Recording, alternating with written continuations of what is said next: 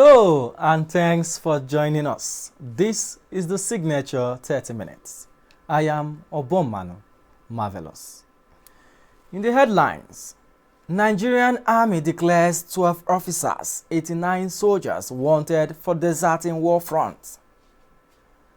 The Nigerian Immigration Service commissions ICT building to boost operational capacity. The Zamfara state government imposes curfew in Jangabe after violent protest. And now the details. The chairman, Nigerian Institution of Environmental Engineers, Asaba Chapter, Associate Professor Hilary Onwama, says Nigerian engineers have a major role to play in the fight against climate change to ensure a healthier environment. He disclosed this during the World Engineering Day celebration held in Abuja on Thursday with the theme Engineering for a Healthy Planet. Signature TV correspondents Usman Nasir and Anita Eze brings us the story. So we need to holistically take care of the environment by watching our design again, by looking at our construction again, by looking at the way we use non-renewable raw materials. Because if we don't do all of these things, by 2100, the earth might be in a doom state. The Nigerian Army has declared a total of 12 officers and 89 soldiers wanted for deserting the war front in Borno State. The Army authorities have also frozen the bank accounts of the affected personnel. The authorities said soldiers absconded from duty after insurgents attacked their camps in Mate and Dikwa local government areas of Borno State, leaving scores of their colleagues dead. The soldiers attached to the 15th Task Force Battalion were ambushed and dislodged after hours of intense fighting with Boko Haram terrorists, which left 7 soldiers dead. The troops were overwhelmed and could not withstand the superior firepower of the terrorists. Military insiders said the order to arrest and freeze bank accounts of the fleeing soldiers came from authorities of Operation Lafia Dole in Borno State. Various formations of the army have been notified to immediately apprehend and deliver any of the soldiers found in their areas of responsibilities. The Nigerian Immigration Service has commissioned its technology building to boost operational capacity. The commissioning took place on Thursday at the Immigration's headquarters in Abuja. The Comptroller General, Nigerian Immigration Service, said the project would enable the security agencies to strategize and tackle security challenges in the country through information and communication technology. Signature TV correspondent Maduakwa Chukwudi brings us the story. The unveiling of this building today provides a unique platform for security agencies in the country to truly synergize and harmonize efforts under one roof of frontally address various national security concerns using instrumentality of information and communication technology. The nature of the building in itself, which is robust in IT infrastructure, make it a great investment and a huge contribution to global security, particularly with effect of connectivity to special platforms such as Interpol, International Civil Aviation, PKD and PKI databases. With this, both local and transnational criminal activities can be easily monitored and nipped in the bud. This is the best project Nigerian Immigration Service has ever had since its establishment in 1958.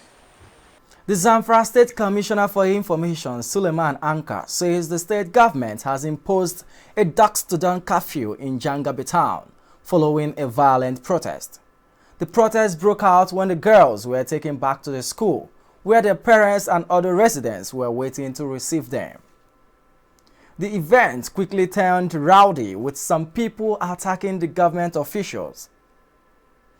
The government had earlier taken the girls for counseling and rehabilitation before reuniting them with their families on Wednesday. The protesters invaded the school premises where the officials were addressing the released students and their family members and disrupted the event. Security agents whisked the Speaker of the State House of Assembly, Nasiru Magraya, and other top government officials when the protesters started throwing objects at them. The People's Democratic Party has accused the All Progressives Congress of plotting a forceful takeover of Zamfara state due to the security challenges confronting the state. The party leveled the accusation in a statement on Wednesday by its spokesperson Kola Olobondiyan. According to him, on the same day the abducted schoolgirls were released, the federal government declared the state a non-fly zone just as it banned mining activities in the state to curb the rising insecurity.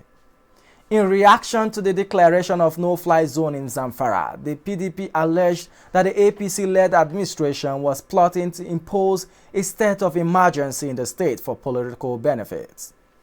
He maintained that PDP will reject any attempt by powermongers in the APC administration to undermine and subvert the democratic order in the state by creating the impression that the state government under Governor Bello Matawalle is to blame for the failures of the federal government to contain insecurity in the state. The PDP spokesman added that the plot by the APC to disrupt Matawalle administration and forcefully take over the control of the state started immediately after the Supreme Court handed him victory in the Zamfara state governorship election, a plot which he heightened after Governor Matawalle refused the pressure to decamp to the APC. Matawalle, in a statement, also claimed that some people paid the bandits not to release the abducted schoolgirls to discredit his efforts.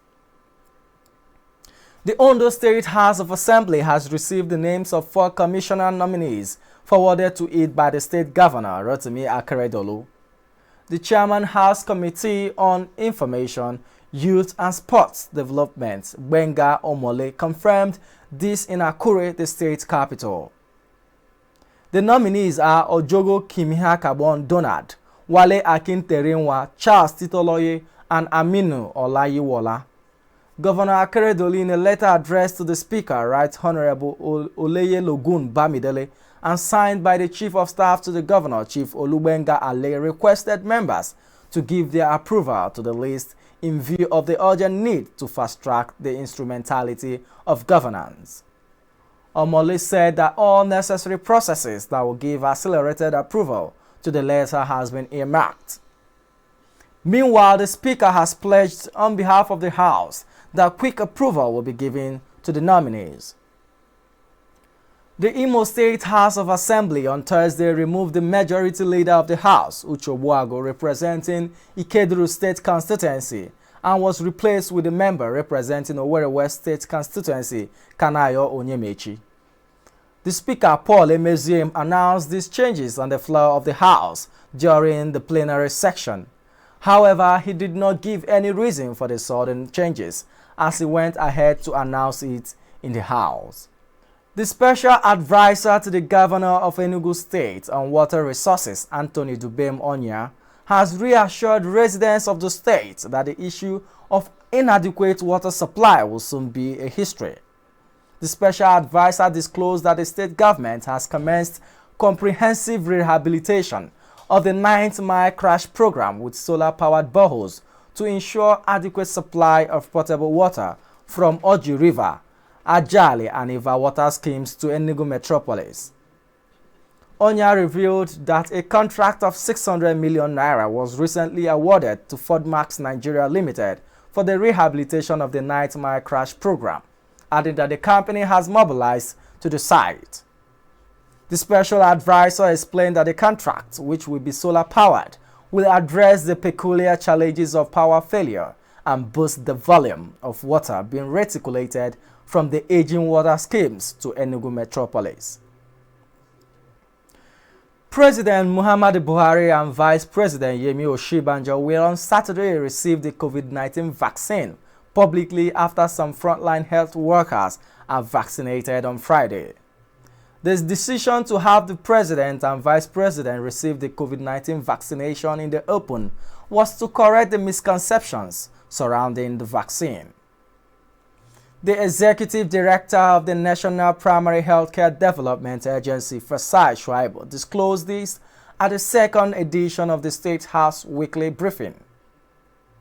He also said that the chairman of the Presidential Task Force on COVID-19 and Secretary to the Government of the Federation, Boss Mustafa, will also receive their first dose of the vaccine the same day.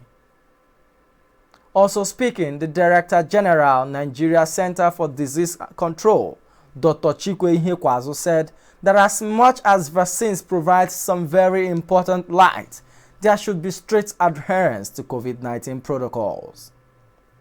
Nigeria on Wednesday recorded 16 deaths from COVID-19 as it ramps up plans to commence vaccination after taking delivery of 4 million Oxford AstraZeneca COVID-19 jabs on Tuesday.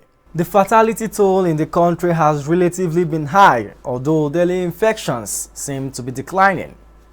Wednesday's death tally raised the fatality toll in the past 3 days to 32 in total. With the latest figure, the total fatality toll in the country is now 1,939 according to the Nigerian Center for Disease Control on Wednesday night. And now the stock market report.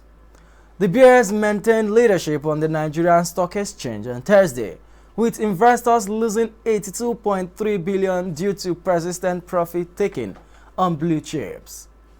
Market breadth was negative, with 47 stocks laggers against 12 gainers. The equity capitalization fell to 20.59 trillion naira from 20.67 trillion traded on Wednesday, an 82.3 billion naira loss. The all share index consequently dropped at 39,364.67 points from 39,520.06 points, a 0.4% drop. Shares transacted by the investors, however, rose to 493.17 from 244.3 million shares traded on Wednesday, a 109.83% rise. In the like manner, the value climbed to 4.7 billion naira from 4.1 billion, a 14.4% rise. UPL Limited led the 12 gainers with 11 kobo rise on its share price. The share price rose from 1 naira 11 kobo to 1 naira 22 kobo, a 9.9% rise. Morrison Industries PLC and CAP PLC followed with 5 kobo and 1 naira rise in their share prices respectively. However, Fixing Healthcare PLC led the losers chart with a 49 kobo reduction in its share price. Other top losers include Northern Nigerian Flour Mill, Nigerian Enamel Well PLC, NEM Insurance PLC and NCR Nigerian PLC. Zenith Bank traded the highest number of shares. It traded 38.6 million shares in a 693 deals valued at 983.2 million naira. In turnover chart, Presco PLC was on top with 1 billion naira worth of shares traded. And now for the sport news. The Super Eagles of Nigeria will return to Lagos for the first time in 20 years when they welcome the Crocodiles of Lesotho to the Teslim Balogun Stadium. Nigeria has already booked a place at the finals, but an outright win is needed to cement top spot. Super Eagles are currently top with 8 points, followed by Benin Republic with 7 points. Nigerian actor and former broadcaster Sadiq Daba is dead. Daba passed away on the evening of Wednesday, March 3, 2021, after a protracted battle with leukemia and prostate cancer. Joe Odumakin, a close friend of the actor, disclosed that Daba's wife confirmed the passing of the veteran actor. In 2017, he was diagnosed with leukemia and prostate cancer and was supported with funds raised by several Nigerians, including the billionaire businessman Femi Otedola. Daba worked with the Nigerian Television Authority (NTA) for over 3 decades until he retired. His acting career came to prominence in the late 1970s, starring a car crow at dawn. In 2015, Daba won the Africa Movie Academy Award for Best Actor for his role as Inspector Waziri in Kunle Afolayan's psychological thriller, October 1st. Before we end the news, another look at our major stories. The Nigerian Army has declared a total of 12 officers and 89 soldiers wanted for deserting the war front in Borno State. The Nigerian Immigration Service has commissioned its technology building to boost operational capacity. The Zamfara State Commissioner for Information, Suleiman Anka, says the state government has imposed a dusk to dawn curfew in Jangabe town following a violent protest. Please do well to stay safe, maintain physical and social distance, and wear your nose masks while going about your daily activities. And that's the signature 30 minutes. On behalf of my producer, Anita Eze, I am Obomanu Marvelous. Thanks for watching.